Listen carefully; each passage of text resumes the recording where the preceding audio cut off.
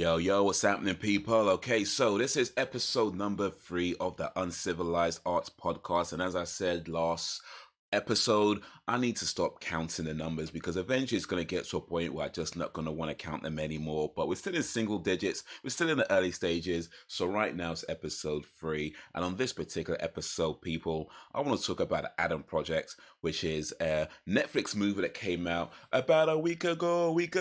If you got that reference, put it in the comments. I also want to talk about end credits in movies. Do you stay to watch them? Do you get up and leave? I want to talk about end credits, and I want to talk about the Parents TV Council because they put Disney on blast about the addition of the Netflix Marvel TV shows, which are no longer called the Netflix Marvel TV shows because they're now on Disney Plus. They're now called the Defender Saga. So I want to talk about that as well. But first, let me take a sip of water. And for those who might have noticed, I did say water and not coffee. The reason for that is because I was listening back to the previous episodes of this podcast, and I've noticed there's a lot of mouth noises, not a lot of the kind of noises. Them clicks. Maybe not that bad. Well, hopefully not that bad. But those kind of mouth noises that you make as you naturally speak that get picked up by the microphone. And I was looking up how to reduce that, how to get rid of those sorts of things, because I'm sure if you're listening to it, you don't want to hear mouth noises. You don't want to hear in your ears or for like an hour or whatever it is, right? You don't want to hear that. So I'm looking up how to reduce it, and I came across a few things, and they suggested like apples was one of them. They suggested drinking water, and they also suggested, which I don't like, by the way, no coffee. Can you believe that? No coffee. So I had to put down my coffee today and opt to water. So right now I'm drinking water. Also going to try a software as well, to run it through a software to see if that helps as well, because I'm sure the water's not going to get rid of all of them, but hopefully it helps to reduce it down a little bit. Also said I need to speak properly. It said that when you enunciate your words fully, it helps with that as well. So in other words, learn to talk. If you're going to do a podcast, learn to talk. So yeah, that's why I'm drinking water and not coffee. But anyway,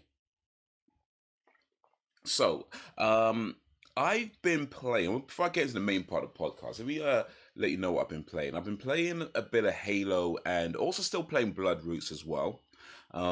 Mostly I've been playing them on the cloud though. So I have Xbox Game Pass Ultimate, which means I have access to Xbox Cloud Gaming, which was formerly known as xCloud.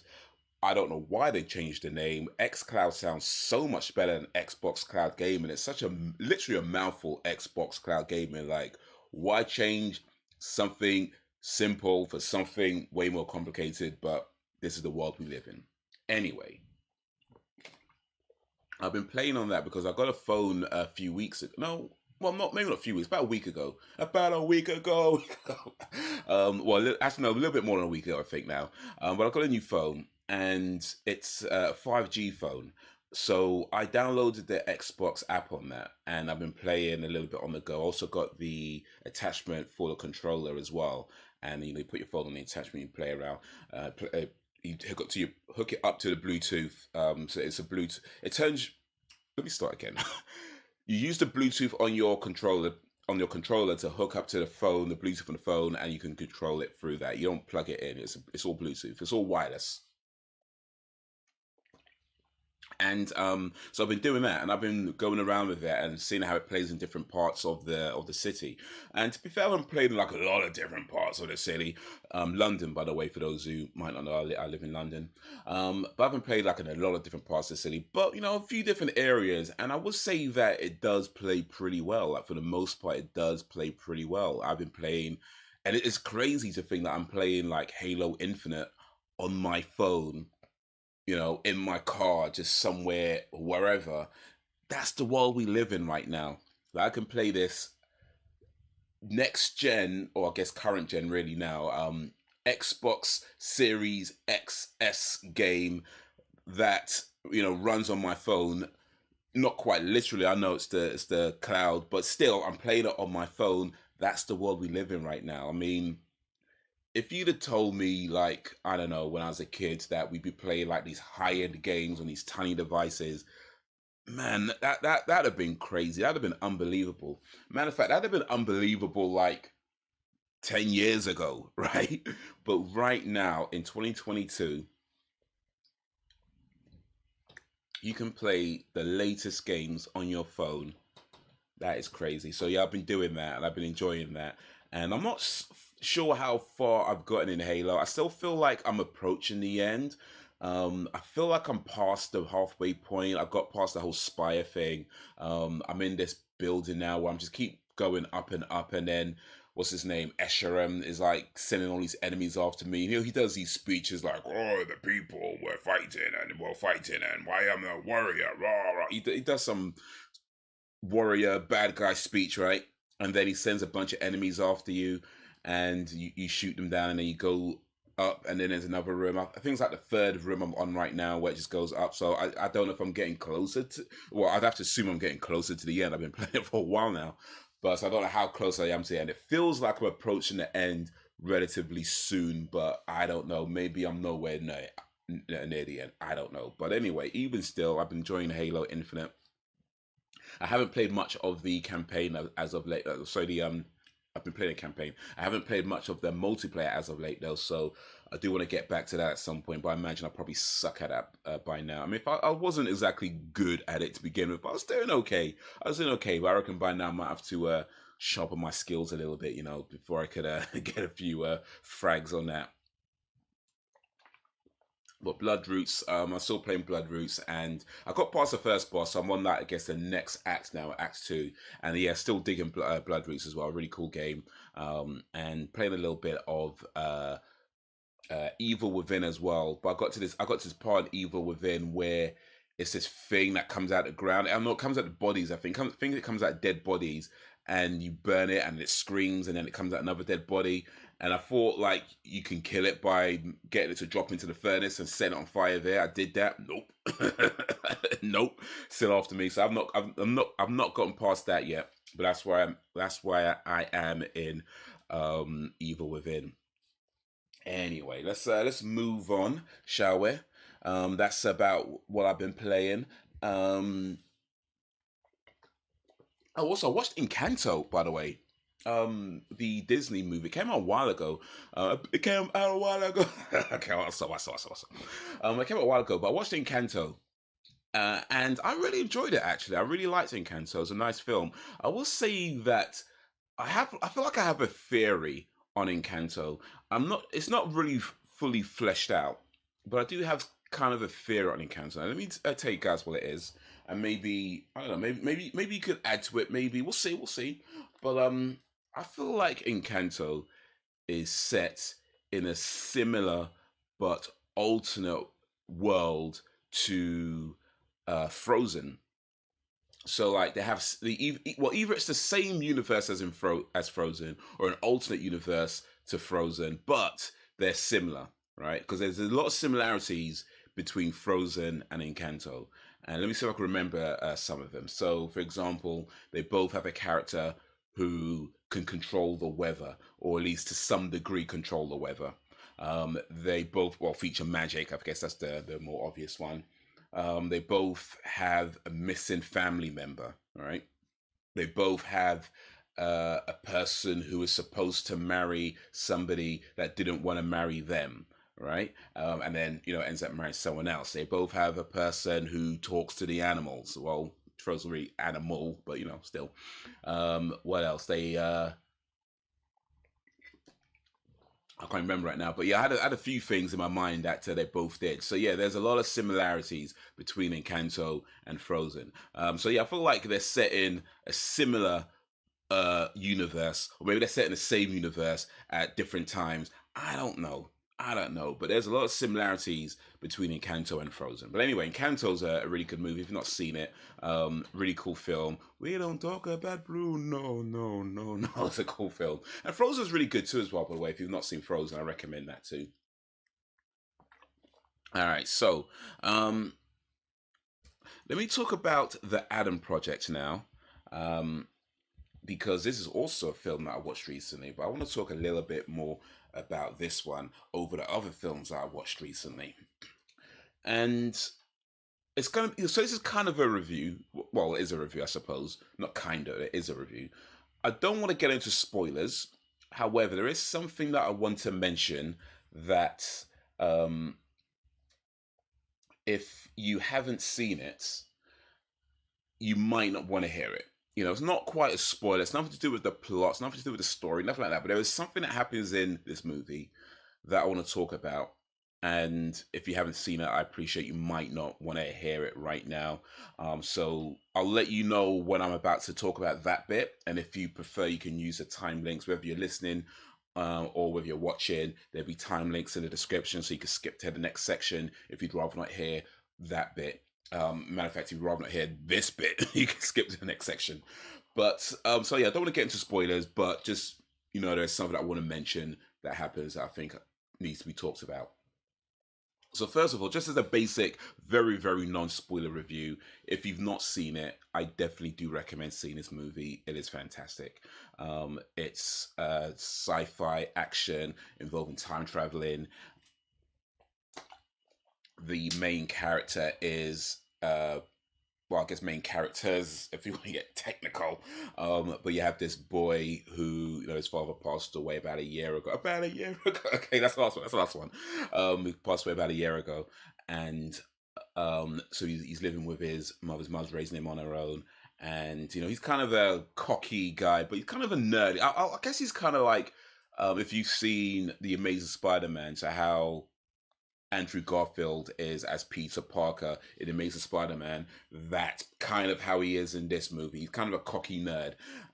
No business being that cocky, getting beaten up as much as he does, but he's kind of a cocky nerd and who grows up to be Ryan Reynolds. And Ryan Reynolds' character comes back from the future because there's some things going on there and he's trying to save the future by going to the past, but it turns out he goes to the wrong past. He undershot it a little bit, and that's the kind of basis of how it's all set up. So I won't get into the details of the story and stuff like that. But I will say I did enjoy the action. I did enjoy. I mean, I'm kind of a fan of sci-fi and particular time travel just anyway, so I'm always kind of interested when things involve that because I like the theories that people come up with when it comes to time travel. I have a few of my own, by the way. Well, one in particular, really. I won't get into that right now. Maybe another time. Maybe another time. But I mean, I am interested when it comes to time travel, and I liked what they did with this movie when it came to time travel, just with them coming back to 2022, and then it's kind of like almost like Back to the Future a little bit. Like it does have that kind of, I don't want to say feel to it, but there are like I guess subtle references. In fact, they mention Back to the Future, so more than a subtle reference, they blatantly reference it. But even just the film itself feels like they're making subtle references to Back to the Future at various points. But the main thing I want to talk about this movie, and this is where I get into the bit that you might not want to hear if you've not seen it. Like I said, it's not really a spoiler, but you might not want to hear it if you've not seen this movie. And I'm going to give you time to find that time link and skip ahead if you want to. All right, so here we go. The main thing I want to talk about in this movie is the I love you scene, because I think this is something that a lot of men wish it's a moment that a lot of men, I think, wish they could have had with their dads. And it's a scene where Mark Ruffalo, who plays the father in the past, the one that passed away. So they go back further to the time when he was alive, and he's talking to them. There's a scene when he's talking to them, and he realizes their time is kind of short, and Ryan Reynolds' character is. I mean, they're both there. Ryan Reynolds and was it Walker Scobell? They're both there, but he's talking to Ryan Reynolds' character, and he's saying, "I love you," and Ryan Reynolds' character. I was saying Ryan Reynolds because I'm trying to differentiate between two Adams. They're both, they're both playing Adam, right? So Ryan Reynolds' Adam is like, oh, it's fine. I don't have to worry about it. And he's like, no, listen to me. I love you. And he's kind of just shrugging it off still. Oh, it's fine, whatever. Da, da, da. And he's like, no, listen to me. I love you. I love you. I'm proud of you. I love, and it was, he just kept saying it over and over again. And man, that there's certain scenes in movies when they talk about the magic of cinema, well, this was Netflix, but still, the magic of movies, where there's certain things they can do that really just reach into you and just get to that place. And I think this is one of those scenes because a lot of guys don't get that. We don't get that. And I think especially, well, maybe not especially, but I think if you're maybe 35 or older, most likely you might not have, well, excuse me, you might not have got them from your dad. You might not have had those moments with your dad. I mean, you might have had a moment where your dad said he's proud of you, we love you, but in terms of just like drilling it and making sure you knew, like, a lot of guys don't get that. A lot of guys, like, if you're 35 or older, 40 or older, there's a good chance you grew up and never once heard your dad say that he loves you. And it's not that he didn't, of course, and it's not that he never showed it in other ways. You understood. It's always like an unspoken thing, but it was never, well, spoken, right? So that moment where he's just kind of drilling it in, I love you, I love you, I love you. No, listen to me, I love you, I love you, I'm proud of you, I love it felt, it just, like I said, I think a lot of guys, myself included, there it's that, that you feel like you need to hear it. And it made sense to me that he said it to Ryan Reynolds' character rather than Walker Scobell's character. It seemed to make more sense to me because Ryan Reynolds is older and he grew up with all that time spent 30 plus years, with that, he never really known his dad because his dad, worked quite a lot. So even though his dad was around, he wasn't really around, and then he dies, and he's had to like live with that for the next sort of 30 something years till he becomes, this guy. So it felt like it made sense to say to him because even though Walker plays the child, or a child Adam, the adult Adam really needed to hear that the most because he's been living with that for so long. He's been living with that pain for so long. And even though it's not said and it's not kind of mentioned, that's what it felt like they were trying to get at. And it felt like Mark Ruffalo, the father, it felt like he knew that somehow that he needed to hear it the most. So he just kept saying it. I love you. I love you. No, listen to it. It's yeah. Yeah, I think that scene in that could, when we talk about impactful scenes in movies, that for me was one of the most impactful scenes in movies.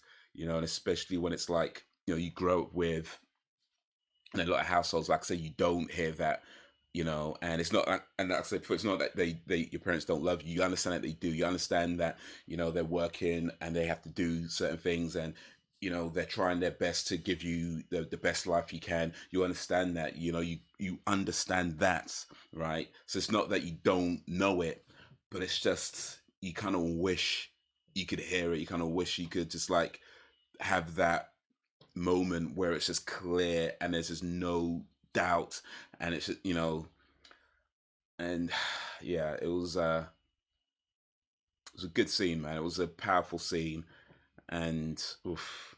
Yeah, so I think a lot of guys out there wish they could have that moment with their father, especially older guys. Maybe some younger guys. You guys might be doing a bit better than us older guys. I think some of you might be a bit more on it when it comes to that sort of thing, and just like really letting your parents like really letting you guys know. Maybe, I don't know. You can let me know, but I feel like there's definitely a lot of guys out there, and especially when it comes to like the 35 older, 40 older crowd, where you even never heard it that much, or you never heard it at all. And a moment like that is just like what you feel like you need, just to really kind of pull away any kind of doubt, any kind of pain, any kind of anything that you had, where it's just now And when they got just hugged at the end of it, because uh, Ryan Reynolds as Adam, he kind of breaks down. because he kept drilling it into him. Look, he's trying to, shrug it off like, it doesn't matter. I'm a grown man, blah, blah, blah. He's trying to shrug it off, but it's there, and he knows it's there. So he's drilling it in. I love you. I love you. Listen to me. Listen to me. I love you. I'm proud of you. I love. And then he breaks down, and they hug, and it's a really powerful scene. Really powerful scene. So yeah, I really enjoyed the Adam Project. I thought it was a great movie overall. Just really cool action sci-fi. But that scene in particular, yeah, that was oof, that really got me. That really got me. Um, but speaking of movies, let's talk a little bit about the end credits of movies because I saw somebody tweet this uh, not a while ago actually, just fairly recently. I saw somebody tweet this where they were asking. Let me close this down so we can see it. Probably go. It's not what I saw tweeted, by the way. Or was watching. It's not what I saw tweeted. It's just something that I just found to kind of put on screen while I talk about end credits. It's an article talking about why credits exist in the first place because people got confused of who's who and they wanted to make it clear which person played which person, and it helps actors become more famous, and of course other people work on movies need to get credited as well. But anyway, I saw somebody tweet something along the lines of, you know why stay for the end credits? Am I really supposed to look at all the names and be excited that Barry did the lighting or whatever? It's kind of one of those comments like tweets like that, just kind of blasting at that concept of staying for the end credits. Like, why bother sit through that? And I think a lot of people pretty much feel the same way. Certainly when I've been cinema, most people will get up as soon as the credits start rolling. And I'm often one of very few people, if sometimes the only person, staying in the cinema letting the credits roll up. And so I wanted to talk about that. Do you stay for the end credits or do you get up and leave? I stay for the end credits. I mean, I stay for the end credits whether I watch a movie in a cinema, whether I watch a movie at home, or whether I complete a game. And those credits can be long, by the way, but yeah, I always let the credits roll. And for me, it's not necessarily about recognizing every name. I'm not going to read every name. There's loads of names coming up on screen. I'm not going to see them all. Plenty of them come up on screen at the exact same time. Like there's parts of the credits where you got like a million names on screen at once. You're not going to read them all, and you're certainly not going to recognize them all or know them all, or even what some of those credits even are. Like, there's going to be things credited. You go, what is that anyway? It is what it is, right? But it's not really about that. For me, it's just about trying to get the full experience of the movie. Because when you look at the runtime of a movie, when it says, 100 minutes, 120 minutes, whatever it is, 200 minutes, that includes the end credits, which means the end credits is part of the movie. So for me, it's getting that full experience of the movie. And although, yeah, you're not going to recognize every name or know what everything is and, all that kind of stuff, it does also provide a time to kind of sit for a moment and think about what you've just watched. You just spent maybe an hour and a half, maybe 2 hours or more watching this film. And while the credits are rolling for the next, say 10 minutes or so, or whatever it may be, it's that time where you can really just kind of process what you've just watched and just sit while the credits are rolling and think about that and really kind of focus your mind on what you just watched and what does it mean to you. And yeah, you're not going to necessarily understand an entire movie just because you sat and watched the credits and thought about it for 10 minutes. But it is that time to kind of come down, if you will. You've just been taken on this journey, right, throughout over the past 2 hours or whatever, and this is the time to kind of come down and focus your mind and think about what you just watched and take it all in, and then leave the cinema. And it's kind of like how I think about it is like if you do a workout, when you work out, you don't just get up and go right away when you're done with the workout. No, you cool down. You let your body kind of relax a little bit and warm down a bit. I'll probably sound like I don't work out that much. There's probably people out there, what the hell are you talking about? Look, all I know is that when people work out, they do what's called a warm down afterwards or a cool down afterwards to just get your body to a point where you're not just gonna open a door and pull a muscle or something like that. But that's how I kind of think about it. This You've just been taken on this journey, all the ups and downs, the highs and lows, the laughs, the cries, and everything that movie did for you. And when the credits come on, that's the time to kind of sit and just let it all kind of come in and take it. So yeah, I'm an advocate for staying while that credits roll. The issue I have is if I go cinema with people who don't who don't see it that way and rather get up and leave, and I'm like, there going, but the credits, and they're like, oh, just gonna go, let's go. So yeah, that's the issue I have. But I would opt to stay for the end credits because I feel like that's part of the movie experience. Another thing that happens as well, by the way, when it comes to credits, this is what somebody told me. Somebody who used to work in a cinema, they told me that the credits are. Oh, sorry, the people who work in a cinema, who have to clean the cinema. Apparently, they're not supposed to clean the cinema until after everybody is gone, right? So when people are gone, they move in, they clean up, and then they get ready for the next movie. And apparently, if there's people staying for the credits, they got to wait for them all to leave, right? And then apparently, there's not a lot of time to clean the cinema because they got it. The next movie starts real soon, and that's a shame. That's a shame, and I do have a few thoughts on that. First of all, if you run a cinema, if you're a manager or you operate a cinema or whatever, give your staff plenty of time to clean a cinema. Don't just make them do a rush job. Give them plenty of time to clean a cinema. Because if you're telling people the runtime is 120 minutes and I am there for 120 minutes, then they should have, after that 120 minutes is done, enough time before the next 120-minute movie starts to clean the cinema. That's how it should be. Don't give them like 2 minutes to clean a whole thing and they get mad when they don't do it properly. No, give them plenty of time to clean the cinema. Okay. Another thought I have, by the way, is don't mess up cinemas. Because I've seen some people who they just leave their food lying around. They'll their empty food packets or whatever just lying, just like putting bottles and just in the thing and just leaving it there. Like, how it's not that hard to take your food with you and put it in the bin outside. Okay, it's not that difficult. Take your food with you, take your empty food packets with you and put it in the bin outside. It's not that difficult. And I know some people be like, oh, well, if I don't mess up, then they'll be out of a job, innit? No, they'll still have a job. They just won't have to wipe up dumb shit that they shouldn't have to be wiping up. Like, they shouldn't have to be cleaning up after grown-ups who should know better. They would still have a job. Don't you worry about that. And also with that kind of logic, that's like saying, well, if I don't break your legs, then doctors would be out of a job.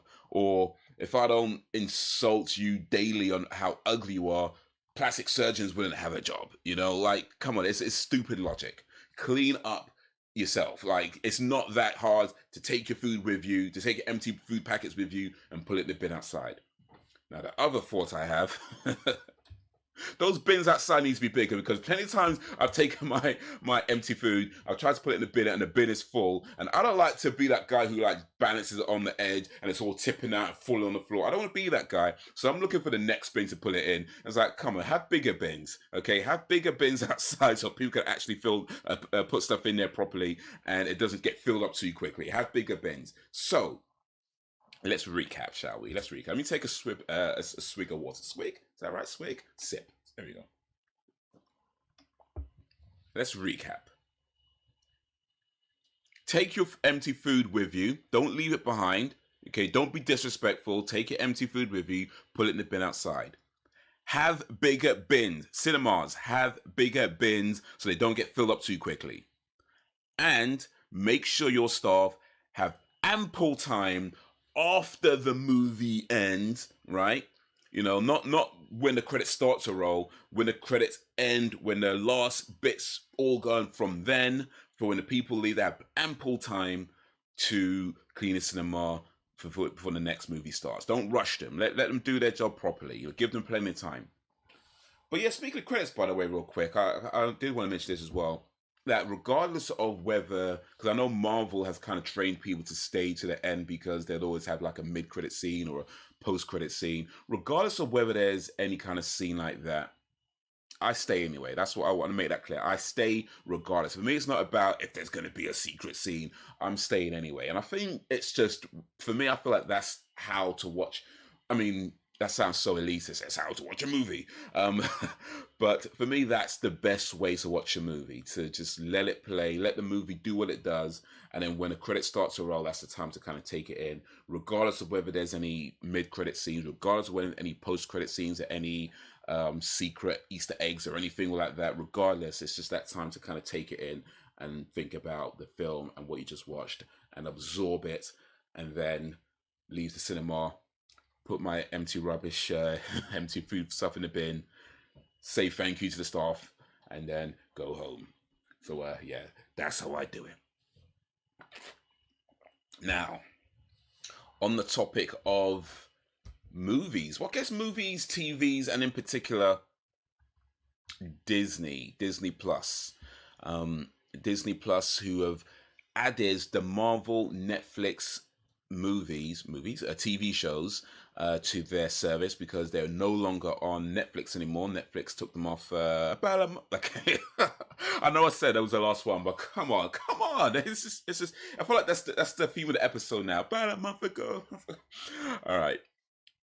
They took the the Netflix Marvel series. That's the Punisher, Daredevil, Luke Cage, Jessica Jones, and Iron Fist, rather, excuse me, all off their platform, and now they're on Disney Plus, their new home, where they'll be presumably till the end of time, at least, for potentially. Here's the thing, though. The Parents TV Council does not like that because they feel that the TVMA content, that's the Netflix Marvel series, fell into, like the Punisher in particular, I guess, and I think Daredevil as well. They were all rated TVMA. They feel like that's not appropriate for Disney Plus. They feel that ruins their family friendly image. And even though Disney have now also announced their tighter parental controls, they still feel they have no place. These shows have no place being on Disney Plus. Now that's interesting to me because for a few reasons. The first reason is that I guess Disney Plus in America is very different to Disney Plus in the UK, because when it comes to, say, adult rated content, Disney Plus in the UK has plenty of that. Like you can't see me now. But if I click here, and by the way, it's called Star, but it is on Disney Plus. So it's not like an extra, you don't pay extra for it or anything like that. It's all part of the same Disney Plus. You just put it on the side. I guess that's to do with a licensing thing or whatever. But yeah, there's plenty of adult rated shows here, like Pam and Tommy, which I've not watched, but apparently that's a pretty naughty. From what I'm hearing, apparently this one gets a bit naughty. I don't know for sure because I've not watched it, but I hear things, man. I hear things. But yeah, plenty of adult rated, 18 rated, lots of stuff with swearing and whatnot in there, that you can find. Die Hard, all right here. So that's what's interesting to me. It's like, really, you're worried about Daredevil when you've got, other stuff? But yeah, I guess it's different. I guess Netflix, sorry, excuse me. I guess Disney Plus in America is different to Disney Plus in the UK. So there's that. But the main thing I really want to talk about, let me come down here so y'all can see, for the folks watching. Here we go. The Defender Saga is what it's called now. The Defender Saga. So you can watch. You got Daredevil, Jessica Jones, Luke Cage, the Defenders, Punisher, and let's face it, nobody cares about Iron Fist. Nobody cares about Iron Fist, but whatever, it's there. It's there. But yeah, back to the Parents TV Council. Now, here's the thing when it comes to ratings and this sort of thing. I mean, movies and games and all They have ratings for a reason as a guide. That being said, I'm sure lots of us have watched things that we weren't old enough to watch. You know, when we were kids, we watched some movie that we weren't old enough to watch, and it was like cool, oh, boobs, and that kind of thing, right? Because that's what you do when you're a kid. And not to encourage that, because I get it. There are certain things that parents don't want their kids watching. That's understandable. But at the same time, part of the reality of this world is that your kids are probably going to be watching stuff that you don't want them to watch. They're probably going to be listening to music that you don't want them to hear. They're probably going to be reading books that you don't want them to read. That's just part of life and going through life. These things happen. So yes, they got the the parental controls, which maybe makes it a little bit harder, but it's not going to be impossible. Regardless of whether it's on Disney Plus or not, your kids are probably going to be watching stuff you don't want them to watch. But here's what I really want to say with that is that's the conversation that you need to have with your kids. It is never going to be Disney Plus or anybody's responsibility to parent your kids. Disney are going to put whatever they feel they want to put on their platform, whether it fits in with their family friendly image or not. They're going to put what they feel is best for them. They're going to put the types of shows that they think people want to watch, or they think, they should be a part of their service. Whether it's Daredevil or, Porno Devil, whatever. They're going to put what they want on there. And whether you got the parental controls on or not, your kids might be watching that, whether on Disney Plus or wherever else they're going to see it. And that's the conversation that you need to have with your kids. You need to talk to your kids about violence. You need to talk to your kids about drugs. You need to talk to your kids about sex. You need to talk to your kids about all the ills of this world. Part of this article, they talked about Euphoria, which is an Apple show, I believe. I've not actually watched it, but I've heard about it. It's the one with Zendaya. I say the one was Zendaya, like she's only done one thing. She's Zendaya is in it, and apparently it's a lot to do with drugs and sex and that kind of thing. And so they've talked about this in this article as well, about it being inappropriate and stuff like that. It says, in fact, it says it here. They slammed HBO's Euphoria as well, calling it grossly irresponsible for its graphic depiction of nudity, drug use, and child abuse. It is not up to the makers of Euphoria to parent your children. They're going to make the show how they feel they need to make the show to get the message that they need to get across. Now, how successful they are in getting those messages across, well, I'll let the people who've actually watched it decide that. But ultimately, they're going to make the show in the way they feel they want to make the show, to create the experience and the feelings that they want to create. And if you feel that's something that your kids shouldn't be watching, then that's the conversation that you need to have with your kids. And if your kids are watching them anyway, then that's really the conversation that you need to have with your kids. It is not up to HBO, Apple, whoever shows. I said Apple, but I guess it's HBO.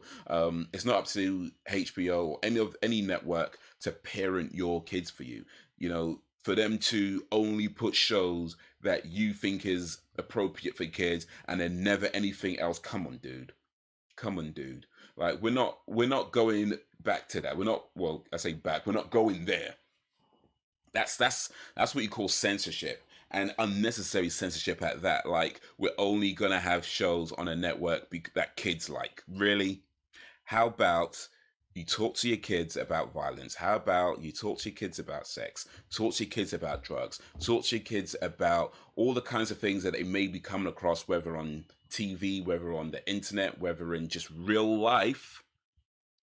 Talk to the things that happen in real life, because these shows are depictions of things that go on in real life. Okay, maybe not so much Daredevil. Actually, no, even Daredevil.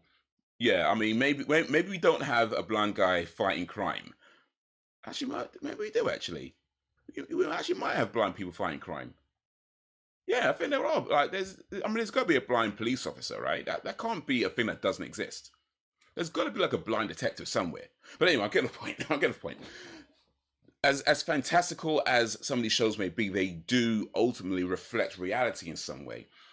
So these are conversations that you need to be having with your kids. Talk to them about these things. I get it. It's hard. It's uncomfortable. It's whatever, this, that, and the other. But it's kind of like, we used to say Catholic schoolgirl syndrome. I don't know if anybody knows that term. Catholic schoolgirl syndrome. And it's effectively the idea that you are so strict on your children that about all these things that you shield them off completely from it. Meanwhile, they're so curious about it and can't express themselves, but by the time they get out of that hold, by the time they get out of that, whether it's from they move out of their parents' home, whether they they leave school, go to college, whatever it may be, by the time they get out of that, almost immediately they're going wild.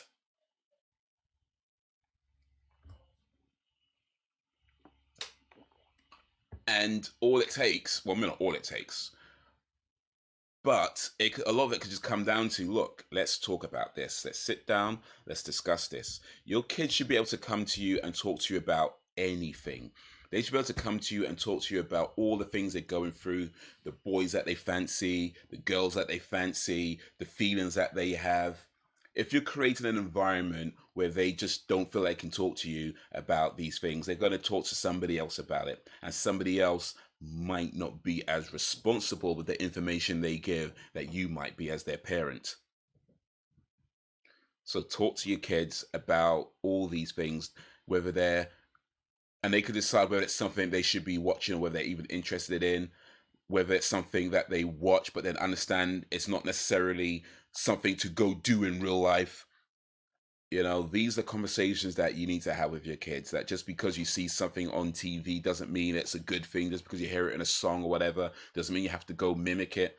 These are conversations that you need to have with your kids. Talk to them about sex and all those feelings that people have when they're in that young age, coming into puberty and whatnot.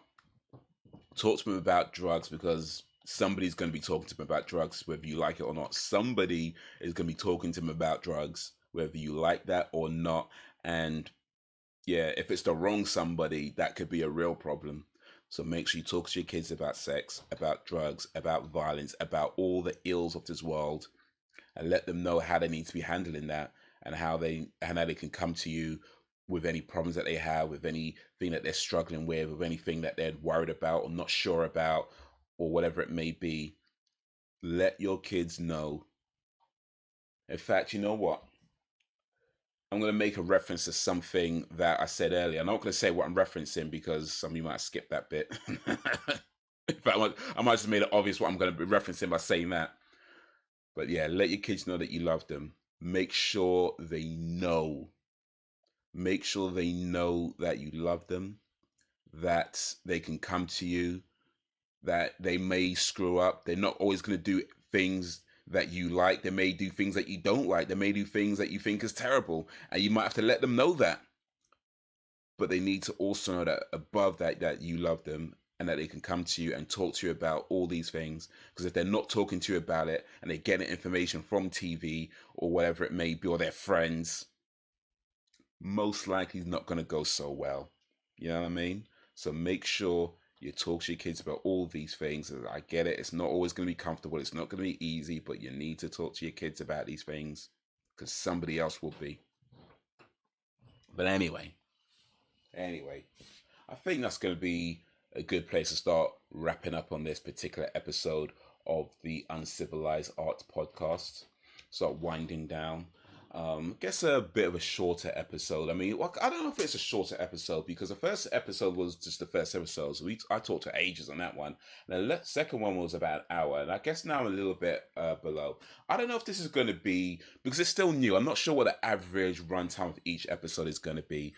So maybe this is about normal. I don't know. We'll find out. But do you feel like 45 minutes to an hour is probably a good place to kind of be really. So I thought this is a good length. I feel this is a good length. But yeah, I do still plan on having guests and things like that. And if I have guests, it's probably going to be a longer episode because everyone's going to need to get their points across, right? But anyway, I think it's a good place to start winding now. And yeah, hopefully I have a new episode out in about a week or so. If you know what I'm talking about, drop that reference in the comments. I've done that reference like I don't know how many times throughout this podcast, but yeah, Let me know in the comments if you even know what I'm talking about. Um, comments or tweet me or whatever. Let me know. Let me know. And hopefully, I've been drinking water throughout, so hopefully there weren't too many mouth noises with that one. But if there were, if there are any particularly egregious ones, I'm sorry. I'll try and do what I can to limit those as much as possible. But it's all still new, still figuring stuff out, still finding the feet and everything else. So yeah, we'll see. We'll see. But hopefully, yeah, that was it. Hopefully that sounded a bit better. But we'll see from there. But anyway. But yeah, so hopefully it'll be about next week ish. In the meantime, maybe check out another podcast, check out some clips on the YouTube, hit me up on Twitter, Insta, I'm on TikTok as well, all of that. And until whenever, if ever, peace.